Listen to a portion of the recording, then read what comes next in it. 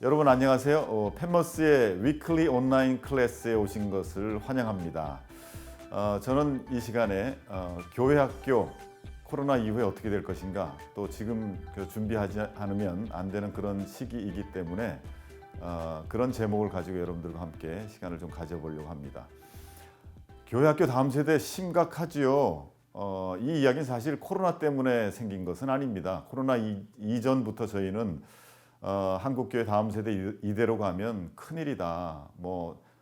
청장년 전체 비율의 30%도 안 된다, 20%도 안 된다, 어떤 경우는 7%도 안 된다. 그래서 몇 년 안 가서는 우리 다음 세대가 우리의 1세대가 일궈놓은 대한민국의 신앙의 부흥을 이어가지 못할지도 모른다. 그런 얘기 참 많이 해왔지 않습니까? 그래서 교회들마다 다음 세대 어떻게 할 것인가 라는 고민들을 많이 이야기하고 대책도 이야기하고 세미나도 이야기해왔지만, 이번 코로나가 시작이 되면서 교회 학교는 완전히 초토화되었습니다.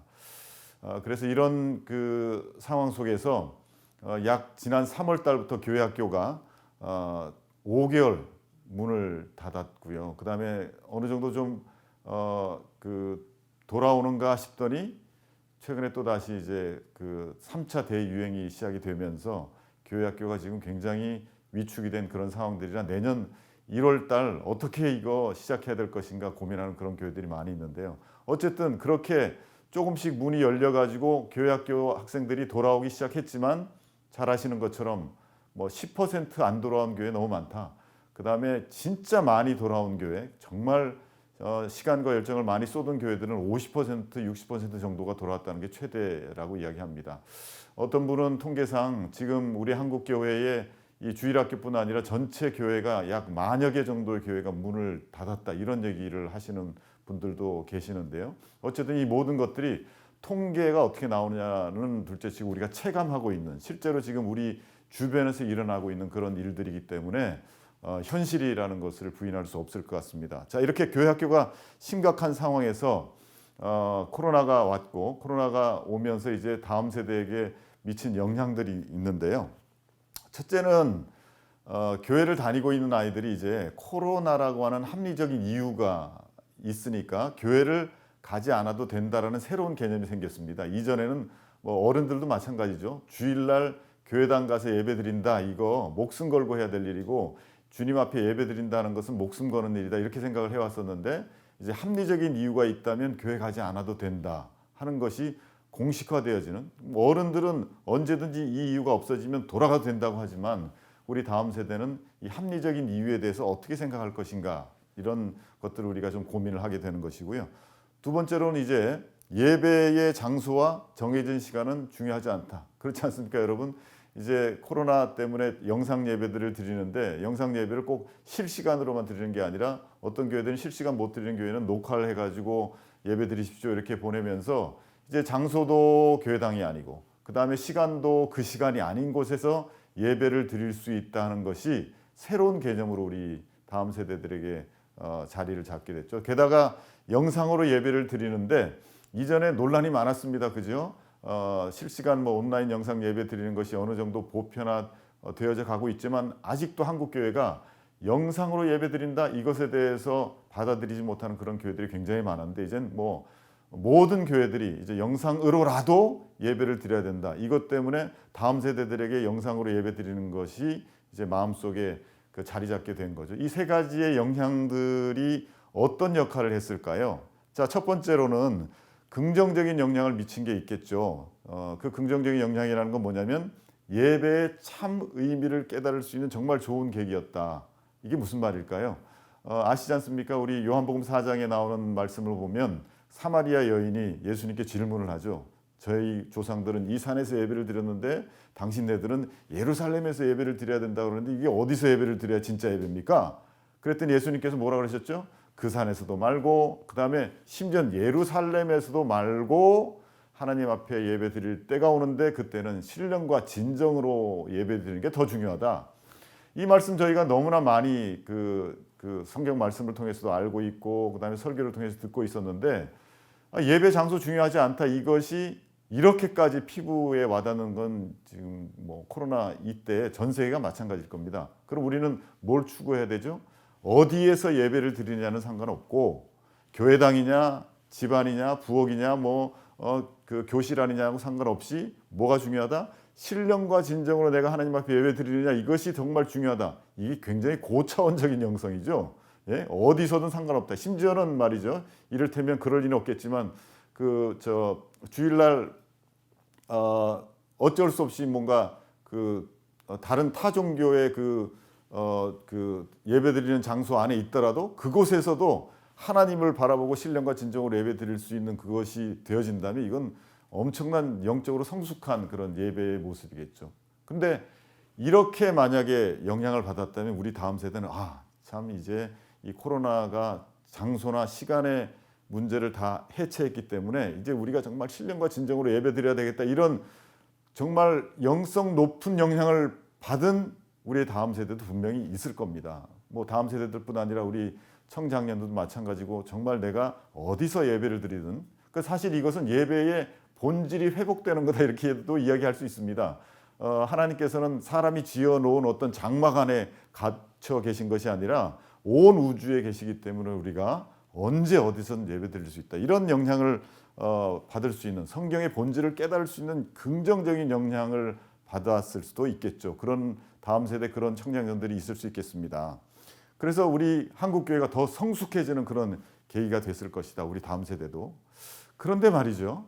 이런 긍정적인 영향이 분명히 있음에도 불구하고 우리는 부정적인 영향을 걱정하지 않을 수 없습니다. 예를 들면 우리 한국교회는 주일 성수라는 개념에 목숨을 걸었죠. 그나마 우리 다음 세대들은 주일날 예배에 오는 거 너무 힘들어하지 않습니까? 그런데 우리 교사와 사역자들이 주일만큼은 주일 성수 거룩하게 지켜서 교회당 와가지고 함께 예배드려야 된다. 그렇게 가르쳤는데 말이죠. 이제는 주일 성수라는 개념에 목숨을 걸지 않아도 된다. 요 말을 좀 뒤로 바꾸니까 이렇게 되더라고요. 목숨이 걸린 일이면 뭐 안 해도 된다? 주일 성수 안 해도 된다. 자, 한국교회에서 이렇게 주일 성수를 주일날 교회에 꼭 나와서 예배를 드려야 된다는 것만으로 가르친 교회들은 굉장히 이 부분에 있어서 당황을 하는 거죠. 우리 다음 세대들 목숨이 걸린 일이면 그렇지 않습니까? 우리 코로나가 목숨 걸린 일이니까 우리가 그동안 가르쳤던 주일 성수 안 해도 되는 것처럼 지금 되어졌단 말이죠. 그런데 우리 다음 세대는 코로나만 목숨 걸 일이 아닙니다. 여러분 그 세대에는 목숨 걸 일들이 굉장히 많죠.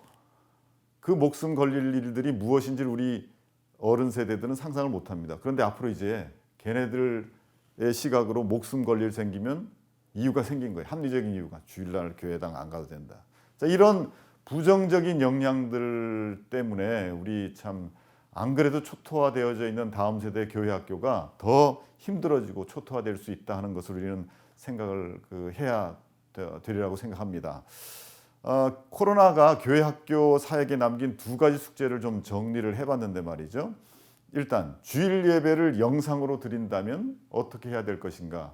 영상으로 예배 드리는 이제 교회들이 뭐 어쩔 수 없이 예배를 드리고 있는데 그럼 지금이라도 좀 제정신 차리고 앞으로 코로나 때문이 아니더라도 영상 예배를 드릴 경우들이 많을 텐데 영상 예배를 드린다면 어떻게 해야 될 것인가? 첫째로는 이제 이거를 생각해야 됩니다. 뭐 영상을 틀어가지고 보여준다 그래서 영상 예배다 이런 개념들이 아니라 이전에 우리 모습을 생각하셔야 되죠. 교회당에 와서 다 같이 눈과 눈을 마주치고 교사들이 옆에 있고 예배에 집중하도록 도와주고 그 다음에 설교자가 어떻게든 그들을 예배로 이끌려고 하는 그 현장 예배에서도 우리 다음 세대 집중 잘한다 못한다. 집중하기 힘들한단 말이죠. 예, 그래서 뭐 조는 애가 있거나 딴짓하는 애가 있거나 떠드는 애가 있으면 교사들이 가가지고 우리 주님께서 예배에 집중하는 거 기뻐하신단다 그렇게 툭툭 쳐가지고 그렇게 해서 격려하면서 예배 드려도 힘든데 이제 영상으로 주일날 목사님 뭐 전도사님 설교 찍고 그다음에 찬양하는 거 이렇게 찍어가지고 그렇게 예배를 드려라라고 던져준다고 해서 우리 아이들이 거기 집중해가지고 와 영상이구나 이거 영상이다 뭐 이것 때문에 아이들이 집중할까요? 그런 거에 대해서 우리가 이거 어떻게 해야 될 것인가 숙제로 남았죠. 그렇게 했더니 효과가 더 안 나더라 이런 지금 설문조사들이 굉장히 많이 나오고 있지 않습니까? 왜 그럴까요? 도시와 시골 간의 문화적 격차가 심하기 때문에 그렇습니다. 그나마 도시에 있는 교회들은 그 IT라든지 뭐 영상 기술이라든지 그나마 또 사역자들 중에서 그런 훈련을 받은 사역자들이 몇몇 있어가지고 예, 그 기술적인 문제를 해결하면서 어느 정도 영상을 보내는 교회들은 그래도 좀 괜찮습니다. 그런데 시골 교회들은요, 뭐 그런 것조차 되어 있지 않기 때문에 그 격차가 엄청난 거죠. 이거 문제 해결해야 된다, 해소해야 된다, 한국 교회가. 그다음에 또 하나는 기자재 문제, 기술적 문제 거의 같은 문제지만 뭐 도시의 시골에 있는 교회도 재정이 풍부한 그런 교회들은 기자재가 있고 그래서 기술적인 것들을 해결할 수 있는 그런 교회들은 또 문제가 안 되는데 뭐 아주 그 소형 교회라든지 이런 교회들은 이 기자재 문제나 기술적인 문제 해결하는 거 쉽지 않다. 이거 개교회가 해결할 수 없는 것이다. 이런 것들에 대한 숙제를 남긴 것이죠. 그다음 두 번째는 뭐냐면 코로나 때문에 가정에 머무는 시간 많아졌는데 이거 어떻게 할 것이냐에 대한 숙제를 남겼습니다. 그래서 가정과 교회를 연계하는 프로젝트에 대해서는 오래전부터 이야기했고 또 우리 교회는 전통적으로 계속해서 가정 예배 드려야 됩니다. 가정 예배 드려야 됩니다라고 하면서 교회에서 주보에다가 가정 예배 순서지 이렇게 만들어 가지고 계속해서 끊임없이 보내준 그런 교회들도 있었는데 사실 그거 가지고 가서 예배를 드릴 때 이전에는 참 많이 사용했지만 지금 우리 디지털 세대와 문화 콘텐츠 세대들과 함께 그런 가정 예배지 가지고 예배를 드린다는 것 정말 쉽지 않죠. 그래서 이번 코로나 때 우리 아이들이 가정에 머물면서 가장 힘들었던 것이 그런 그 영적인 그 성장까지는 아니더라도 영적인 그것을 유지하기 위해서 가정이 뭔가 부모님이 해줬어야 되는데 그런 콘텐츠가 전혀 없었다라고 하는 거. 그러면서 아이들은 아이들 나름대로 유튜브 속에서 여행을 하고 게임에서 여행을 하고 그러면서 참 우리가 지금 코로나 때문에 가정에 머무는 시간이 많은 것 때문에 부작용도 점점 뭐 이건 우리 교회뿐 아니라 사회적으로도 그런 부작용들이 많이 일어나고 있는 그런 현실 속에서 교회는 그럼 가정과 교회를 연결시키는 이 프로젝트를 어떻게 해결할 것인가라는 숙제를 남겼죠. 이 두 가지 숙제를 우리가 어떻게 그러면 좀 해결해야 될까요? 첫 번째로 영상을 사용한다. 그 영상을 교회가 사용한다면 문화 콘텐츠 개념이 무엇인가 하는 것들을 교회가 알아야 되는 것입니다. 자, 문화 콘텐츠. 이제까지 우리는 문화 예술이라고 하는 측면에 있어서만 생각을 해왔는데 도대체 콘텐츠화 한다는 것이 무엇인가? 왜 그럴 필요가 있을까? 우리 다음 세대는 언어 세대나 문자 세대가 아니죠. 영상 디지털 세대입니다. 그리고 디지털 문화 콘텐츠 세대입니다. 이 디지털 문화 콘텐츠 세대가 가지고 있는 눈높이에 맞는 콘텐츠가 어떤 것인가를 알아야만 교회가 영상을 뭔가를 만들었을 때, 이 만든다고 할 때 그것이 뭐냐면 콘텐츠화 한다는 것인데 했을 때 다음 세대가 그것에 집중을 할 수가 있는 것이죠. 자, 그런 면에서는 말이죠. 교회가 아무리 영상을 가지고 목사님 설교를 찍어가지고 말로 하는 그런 설교, 그 다음에 뭐 텍스트를 그 주로 영상에다 이렇게 써가지고 보내는 그런 영상을 보낸다면 우리 다음 세대가 현장에서도 집중하기 힘든데 그게 영상이라고 해서 집중할 수 있을까요? 집중하기 힘들죠. 자, 그런 면에서 아까 제가 말씀드린 대로 소도시와 대도시와의 문화적 차이, 또 기술적 격차를 느끼지 않는 콘텐츠화 되어져 있는 퀄리티 있는 영상을 우리 다음 세대에게 보급을 하고 다음 세대에게 이거 대신 예배 드려라 얘들아. 교회 오는 대신 이거를 할 때 교회 오는 것만큼 효과가 있단다. 이렇게 우리가 권면을 해줄 수 있지 않겠습니까? 그런데 사실 이것은 개교회가 해결하기가 쉽지 않죠. 그럼에도 불구하고 교회는 개교회가 해결하기 쉽지 않지만 이런 퀄리티 있는 문화 콘텐츠를 만들어서 우리 다음 세대들에게 예배나 또는 성경 공부를 대신할 수 있는 그런 퀄리티 있는 콘텐츠를 만들기 위해서 사람들을 길러내는 게 굉장히 중요하겠죠. 그래서 문화 콘텐츠도 그냥 문화 콘텐츠, 대중문화 콘텐츠 아무거나 갖고 와가지고 말이 된다고 해서 아이들이 그냥 보여주는 것이 아니라 기독교 문화 콘텐츠라는 개념을 알고 우리가 기독교 문화 콘텐츠를 만들어낼 수 있는 그런 전문 인력들을 길러내는데 이제는 교회가 함께 해야 됩니다. 그리고 그냥 뭐 우리가 이전에 문화 콘텐츠 만들었던 사람이 교회를 다니기 때문에 콘텐츠를 만드는 것이 아니라 성경을 알고 또 영성이 있는 그런 사람들이 기독교 문화 콘텐츠를 잘 만들어 가지고 교회에게다 공급을 해줘야 되는데 이것을 위해서는 지금부터라도 사실 우리 교회들이 그런 것에 돈을 투자하지 않았습니다. 그런 것에 사람을 길러내지 않았습니다. 이전에는 말이죠. 신학교에서 신학생들 저도 이제 신학교에서 가르치고 있지만 이전이라기보다 지금까지는 교회가 신대원을 졸업하거나 신대원 다니는 전도사님들을 갖다가 이제 교회에서 사역자로 이렇게 초빙을 할 때 그냥 말씀만 잘 가르치는 사람보다도 말씀을 잘 가르치면서 또 신학을 공부하면서 그 속에 기타를 치거나 찬양을 인도하는 사람들이 뭐 신학 플러스 특별한 능력이라고 생각해서 그런 사람들을 잘 우리가 환영을 했죠.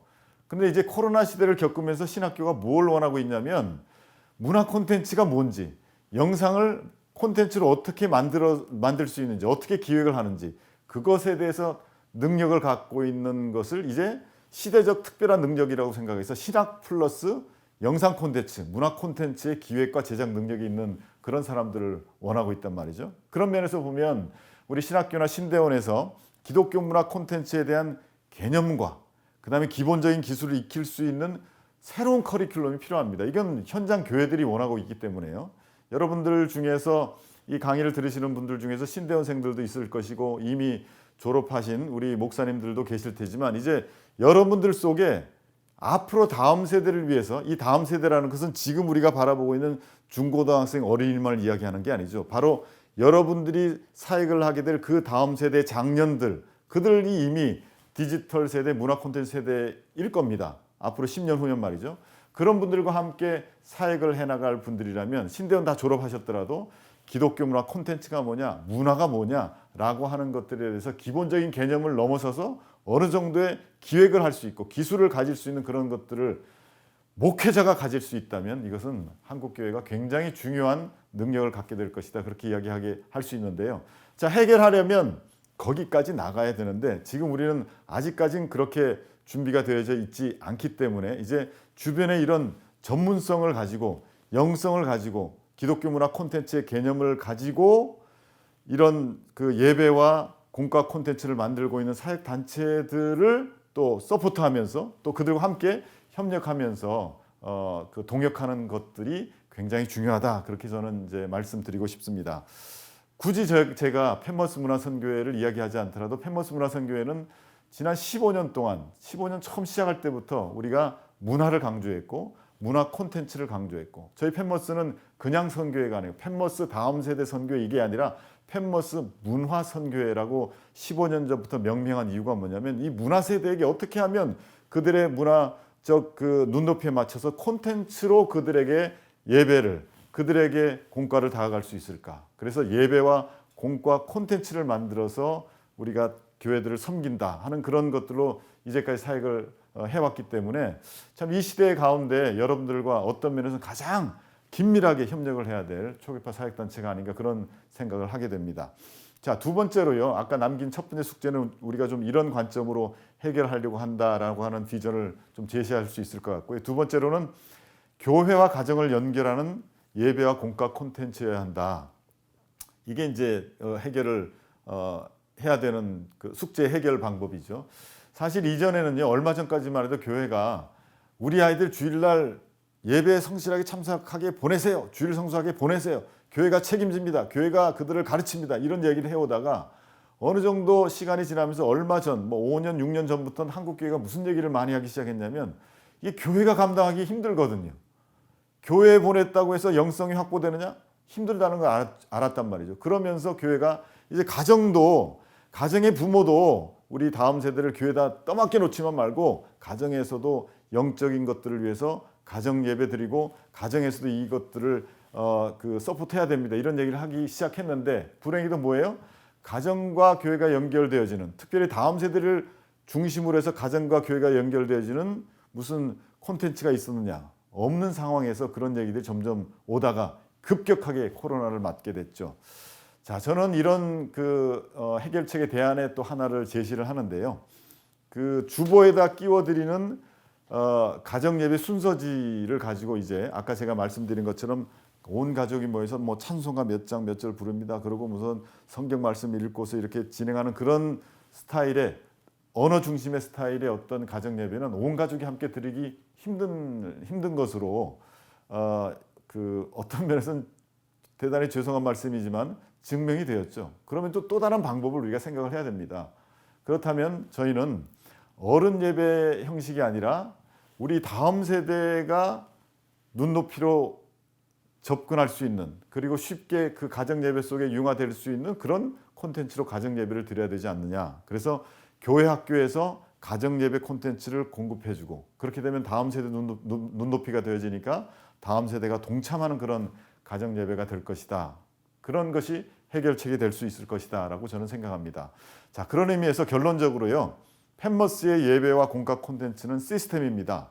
어떤 시스템이냐고요?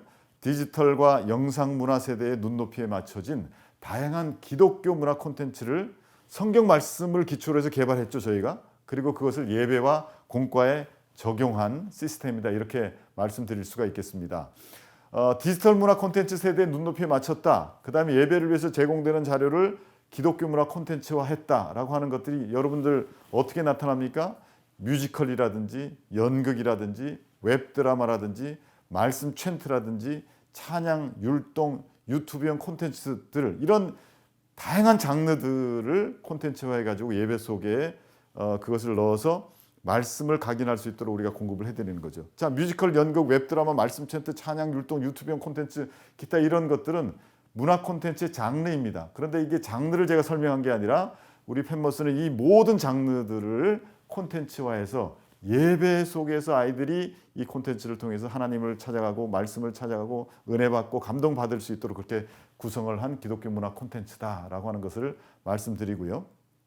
두 번째로 가정의 문제, 가정과의 연계를 위해서 저희가 이제 내년부터는 가정 예배를 주일학교의 눈높이에 맞춰가지고 다음 세대도 즐겁게 참여할 수 있도록 매주마다 가정 예배를 저희가 공급을 하는데요. 주일날 예배가 끝나고 나면은 매주 교사가 자기 아이들, 자기 반 아이들의 부모님들과 연결되어진 단톡방에다 파일을 전송합니다. 어떤 파일을 전송하느냐고요? 부모님과 함께하는 가정 예배라고 하는 파일을 전송을 하게 되는데요. 그것을 부모들이 받아가지고 거기에는 QR코드도 있고, 그 다음에 유튜브와 링크된 혹은 우리 교회에게 제공해드리는 예배 속에서 사용했던 기독교 문화 콘텐츠와 연결될 수 있는 링크를 보내드려가지고 거기에 또 질문을 주고요. 그 다음에 우리 아이들이 주일날 예배드리면서 받았던 은혜와 감동을 교회에서는 못 나눴는데, 그 부서에서는 못 나눴는데 가정에 와서 부모님께 나눌 수 있도록 그런 질문들을 써가지고 가정 예배를 드립니다. 그러면 우리가 아이들의 찬양 율동 같이 하면서 그 다음에 주일날 드렸던 예배의 은혜의 감동을 다시 한번 되새기면서 그 다음에 그 질문에 대한 서로의 답을 하면서 아이들이 마지막에 기도하게 되고, 그 기도가 헌신의 기도가 될 수도 있고 하나님 앞에 감사하는 기도가 될 수도 있겠죠. 그리고 나서 부모님들이 우리 가정의 아이들을 축복하는 축복의 기도를 하면서 가정 예배를 드릴 수 있도록 매주마다 이렇게 가정 예배의 콘텐츠를 교사를 통해서 전달을 해드리도록 내년 2021년부터는 그렇게 진행이 되도록 저희가 준비를 했습니다. 자, 펜머스의 예배와 공과 콘텐츠 시스템, 이제 앞으로 만약에 코로나 상황이 좀 더 악화돼가지고 혹은 코로나가 아닌 이유들 때문에 영상 예배가 필요한 때가 된다면은 저희 펜머스 문화선교회의 기독교 문화 콘텐츠는 언제든지, 그러니까 도시냐 시골이냐, 그 다음에 대형 교회냐 뭐 한 명밖에 없는 작은 교회냐고 상관없이 문화적 격차나 기술적 격차 없이 퀄리티 있는 수준 높은 영상 예배를 드릴 수 있도록 앞으로 계속 제공을 해 나갈 생각입니다. 사실 이번 코로나가 오면서 말이죠, 한국교회가 우왕좌왕하고 있을 때 제일 먼저 선제적으로 저희 펜머스 문화선교회가 3월 초에, 2월 말인가 3월 초에 한국교회에게 저희가 영상 예배를 다음 세대도 영상 예배 드려야 됩니다. 그리고 영상 예배를 계속 꾸준하게 한국교회에서 올렸습니다.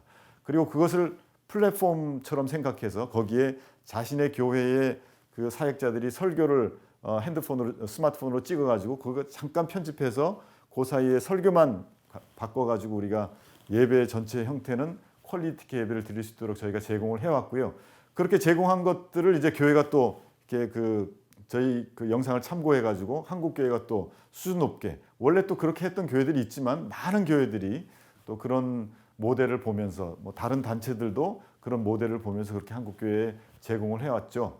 앞으로 계속해서 저희들은 이런 기독교 문화 콘텐츠라는 개념으로, 여러분 기독교 문화 콘텐츠라는 의미는 뭐냐면요, 그냥 문화 콘텐츠는 대중문화 속에서 어떤 세계관이 섞여 있는지, 어떤 철학이 섞여 있는지, 어떤 비전이 섞여 있는지, 우리 아이들에게 어떤 선한 영향력을 끼칠 수 있는지, 악한 영향력을 끼칠 수 있는지 검증이 안 된 거예요. 그런데 그 앞에 기독교 문화 콘텐츠라는 그 기독교가 붙는 그 콘텐츠는 어떤 것들이 보증이 되냐면요.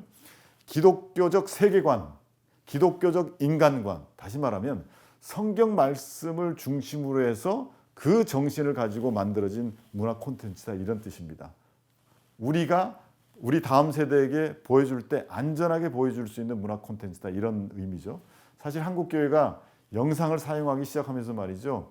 그 유튜브에서든 어디서든 막 그냥 그 대중문화 속에 있는 영상을 가져와가지고 막 잘라서 편집해가지고 그거를 예배 시간에 보여주고, 또 애들이 막 집중한다 그래서 여기저기 보여주면서 교회가 어떤 면에서는 그 대중문화 속에 있는 걸 교회가 그 무분별하게 가져옴으로 인해서 우리 아이들의 세계관 속에 세상과 다른 게 없네 라고 하면서 세속화시키는 그런 영향도 지금 많이 미쳤습니다.